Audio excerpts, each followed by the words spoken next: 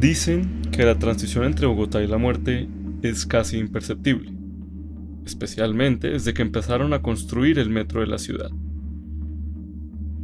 Pero no todo el mundo lo dice por la misma razón. Algunos lo dicen por la necesaria incomodidad que genera la obra, soñando con un mejor mañana, en el que la polisombra sea apenas un recuerdo amargo, mientras atravesamos la ciudad en un vuelo bajo. Tercero, es mucho más agradable para los pasajeros que van a ir viendo el paisaje alrededor, van a ir con luz natural, van a ver las montañas, es casi hacer un vuelo en helicóptero bajo sobre Bogotá. Otros lo dicen afirmando que el viaducto que se construye hoy será el robadero y mercado caótico del mañana, o que arruinará permanentemente la movilidad, o que afeará nuestra bella ciudad, o que no resolverá la velocidad a la que nos movemos. En fin, muchas cosas. Mientras la gente se insulta por preferir un metro elevado o subterráneo, la obra sigue en progreso. Y yo solo me pregunto, ¿esto en serio tardó 80 años? Si en una época ya teníamos rieles en Bogotá, ¿por qué nos fue tan difícil construir lo mismo, pero más grande? Y también, ¿cómo es posible que, siendo capital, no tengamos hoy una vía férrea que nos conecte con las ciudades y regiones más alejadas del país? ¿Tenemos acaso una maldición con los ferrocarriles en general? ¿Por qué pareciera que a los bogotanos nos dejó el tren? Abrumado por estas preguntas que nos hacemos diariamente todos en un bus, decidí hacer el mejor intento de encontrar la respuesta. Y el mejor lugar para empezar a buscar pistas es donde el trayecto inicia, en la estación.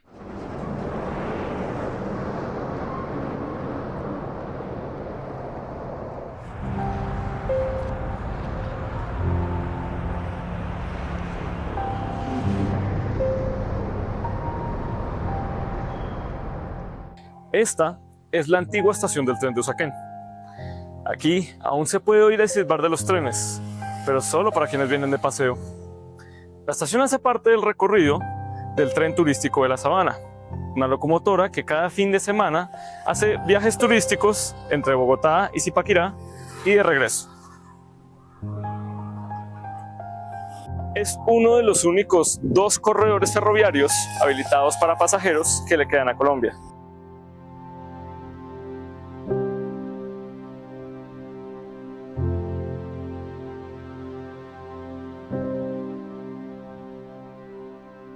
Pero esta línea férrea no siempre se limitó a un paseo de apenas un par de horas. Solía ser parte del recorrido del Ferrocarril del Nordeste, uno de los más importantes y extensos del país, en el pico de la industria hace un poco más de 40 años. Esta pequeña estación turística es apenas un eco de lo que fuimos. Pero el ferrocarril no desapareció de un día para otro. Su abandono fue un proceso lento, lleno de decisiones que, quizás sin saberlo, nos condenaron a quedarnos atrás. Para entender cómo se nos fue el tren, hay que retroceder mucho más allá de esta vía. Por eso mi investigación empieza yendo tan siquiera remotamente al mismo lugar donde nació el tren, el Viejo Mundo. La historia de Colombia y sus ferrocarriles es una historia de muchos tropiezos, ¿no? Y de más crisis que de periodos, digamos, sostenidos de cierta estabilidad. Esa es una historia que se remonta más o menos a mediados del siglo XIX. De hecho, las primeras tentativas de construir ferrocarriles empiezan en Panamá hacia 1850. ahí hay una mayor participación de empresarios estadounidenses que querían cruzar precisamente del Atlántico al Pacífico para llegar a la zona de California, como en el marco de toda esta fiebre del oro. Y Colombia queda un poco rezagado al margen de esas primeras iniciativas, pero digamos, territorialmente es como lo que primero se registra en el país hacia 1850. Y ya después es a partir de los años 60 y 70 del siglo XIX que hay un mayor despliegue, ¿no?, de recursos del Estado eh, para apoyar la construcción de líneas ferroviarias que conectasen sobre todo las distintas ciudades o los polos económicos con el río Magdalena para poder sacar los productos tropicales y bueno, todo esto en el marco de un boom de las exportaciones de tierras tropicales, de tierras medias y bajas que producían pues una serie de insumos muy apetecidos, ¿no?, en el marco de la revolución industrial y del aumento demográfico que se está generando en el norte global, ¿no?, en Europa y demás. Pero pues es un proceso, como decía, bastante accidentado, ¿cierto? No es un secreto que el país de esos años está atravesado por problemas de orden público, por guerras civiles, por una política también de carácter bipartidista, que es como este pulso permanente por conquistar como el aparato del Estado, y eso termina comprometiendo mucho la política ferroviaria de esos años. Colombia no llega a ser uno de los países que lleve la delantera en construcción de kilómetros de ferrocarril, que es como la manera en que se mide comparativamente digamos, esa industria.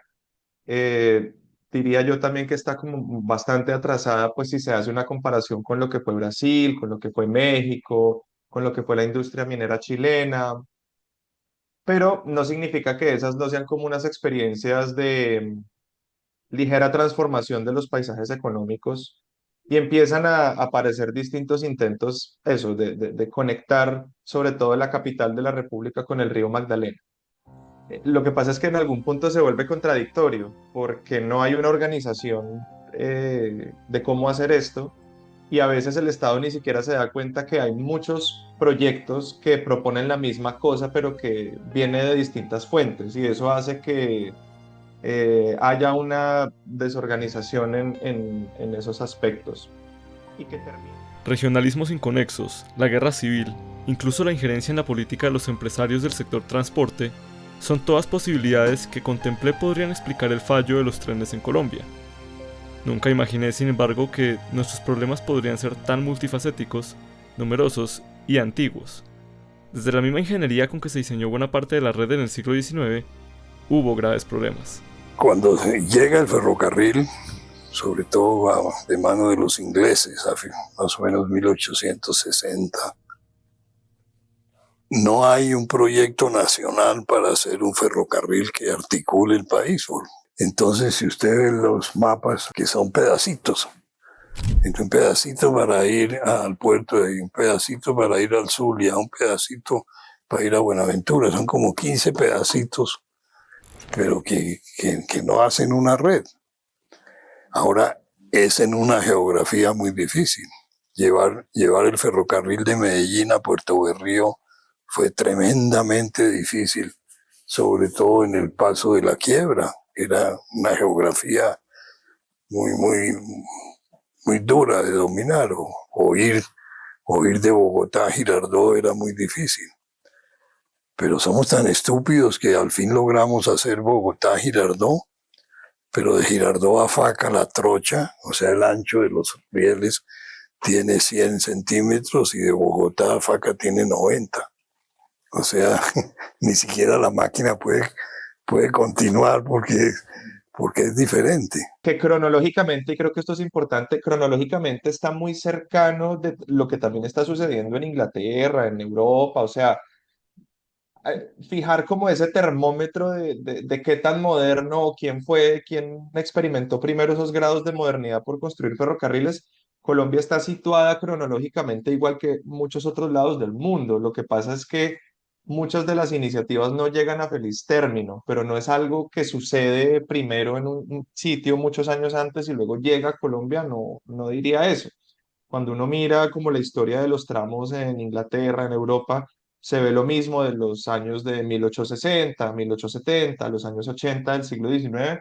Algo parecido se está haciendo en Colombia. Lo que pasa es que el país se vuelve como un foco para que lleguen empresarios que no tienen la mejor reputación en este tema de las concesiones de obras, que muchas veces tienen claro que ni siquiera van a construir las obras, sino que es mucho más rentable demandar al Estado porque es un Estado con una institucionalidad más bien débil, porque es mucho más fácil que el Estado incumpla los acuerdos a que se construya o se cumpla con los compromisos de construir las líneas.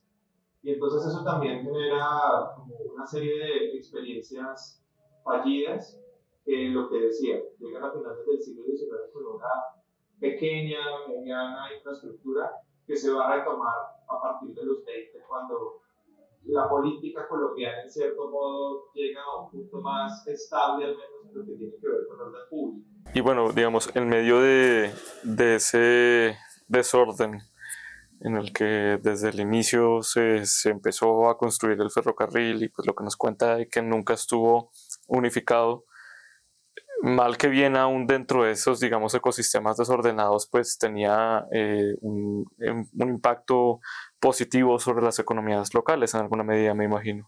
Claro, claro, porque era la posibilidad de conectar, por ejemplo, el puerto de Sabanilla con Barranquilla o Cartagena con Calamar, pero siempre pedacitos, no una red nacional, que un tren funciona si hay una red. Pero aún hoy ¿cómo sería si yo pudiera bajar 200 toneladas a Girardot y llevarlas a Santa Marta? Porque un tren, dijimos al principio, es una máquina que lleva unos vagones y cada vagón puede ir repleto de mercancía. O el río, pero lo que pasa es que ríos no tenemos. Los únicos ríos navegables en Colombia son el Meta y el Putumayo. Pero fíjense que van para afuera, no van para el Magdalena y el Cauca. El Cauca ni siquiera es navegable. En la parte de Caldas ahí se suspende. Y yo podría tomarlo de Antioquia hacia la costa, pero desde el principio no lo puedo tomar. No tenemos ríos navegables. Los ríos han hecho Europa.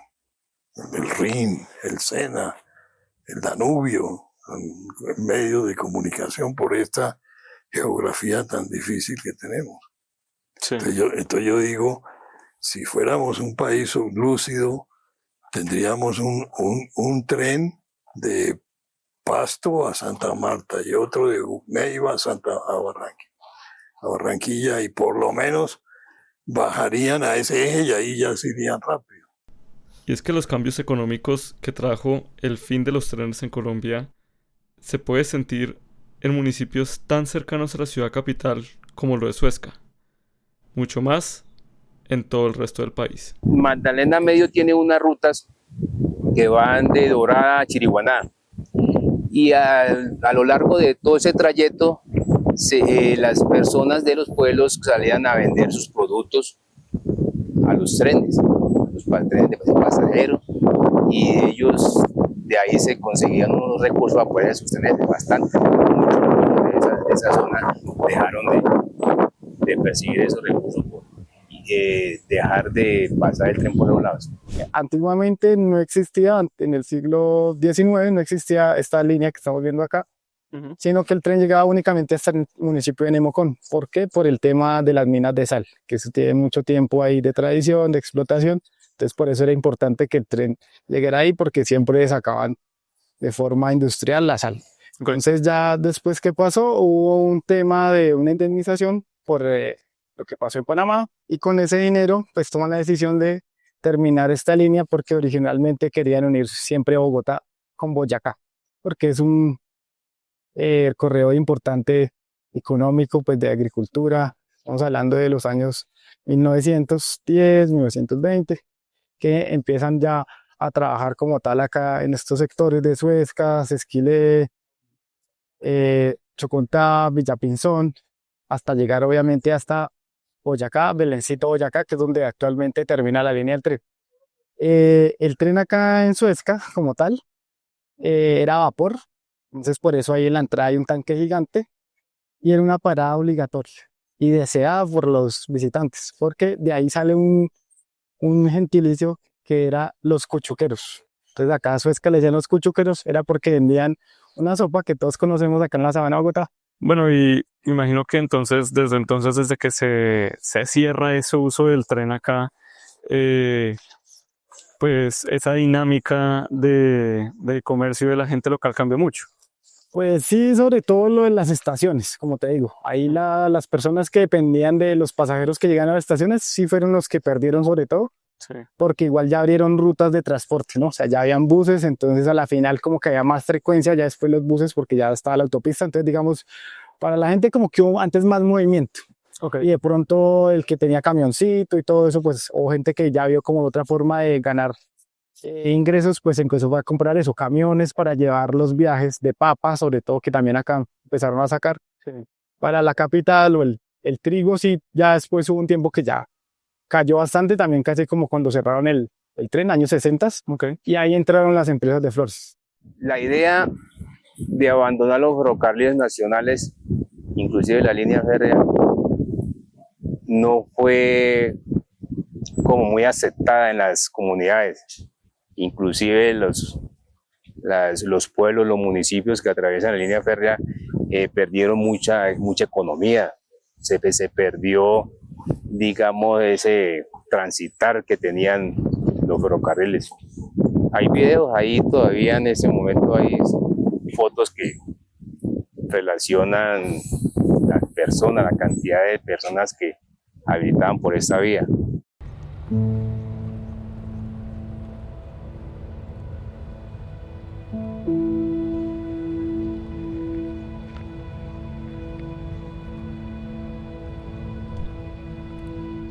Hoy son muchas las voces que lamentan el error que fue haber dejado morir las ferrovías en Colombia, desde empresas, líderes de opinión y ahora incluso el gobierno nacional.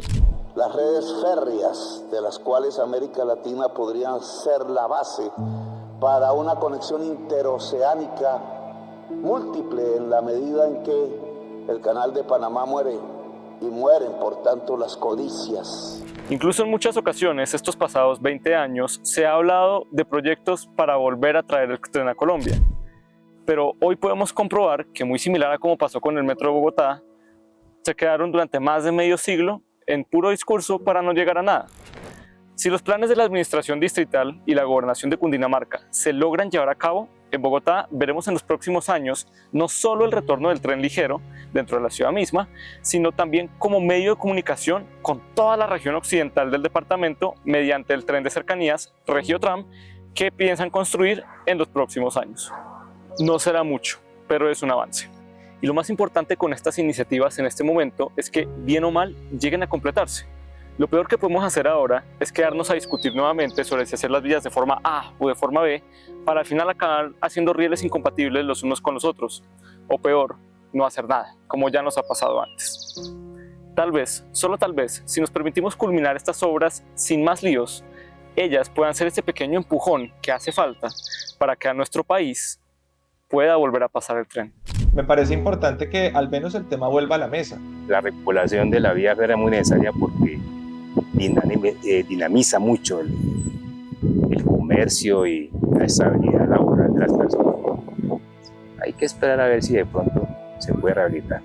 Sí, en su opinión, no nos ha dejado el tren todavía. Ya nos dejó, pero si corremos podemos, si cambiamos.